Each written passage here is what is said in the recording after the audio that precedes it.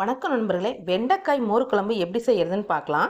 வெண்டைக்காய் ஒரு 10-12 எடுத்து துண்டு மாதிரி கட் பண்ணி எடுத்து வச்சுக்கோங்க. புளி ஒரு எலுமிச்சம்பழம் சைஸ்க்கு ஊற வச்சுக்கோங்க. மோர் அதில் தயிர் 2 கப் எடுத்து வச்சுக்கலாம். பச்சை மிளகாய் 2, இஞ்சி ஒரு ஒரு துண்டு அளவுக்கு எடுத்துக்கலாம். தேங்காய் துருவல் வந்து ஒரு அரை கப்பு, சீரகம் 1 ஸ்பூன், மஞ்சள்தூள் 1/4 ஸ்பூன், உப்பு தேவையான அளவு, எண்ணெய் நல்லெண்ணெய் ஒரு 50 ml எடுத்துக்கலாங்க. முதல்ல தாளிக்கிறதுக்கு தேங்காய் எண்ணெய் ஊற்றி 1 ஸ்பூன் அளவுக்கு ஊற்றுக்குங்க போதும். அதில் கடுகு, வெந்தயம், கருவேப்பிலை போட்டு தாளிச்சுக்கோங்க. வெண்டைக்காயை நம்ம நறுக்கி கொஞ்சமாக எண்ணெய் ஊற்றி வதக்கி எடுத்து வச்சுக்கணும்.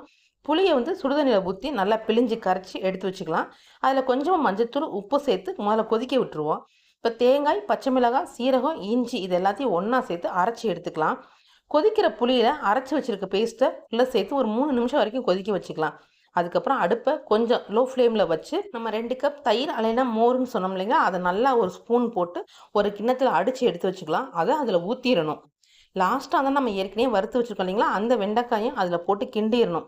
கொஞ்சமாக தேங்காய் எண்ணெய் ஊற்றி அதில் கடுகு, வெந்தயம், கருவேப்பிலை போட்டு தாளித்து கொட்டிடுங்க. நல்லா கொதிக்கக்கூடாது மோர். நல்லா கொதிக்கிற பதத்துக்கு சூடாக இருந்தாவே போதும்.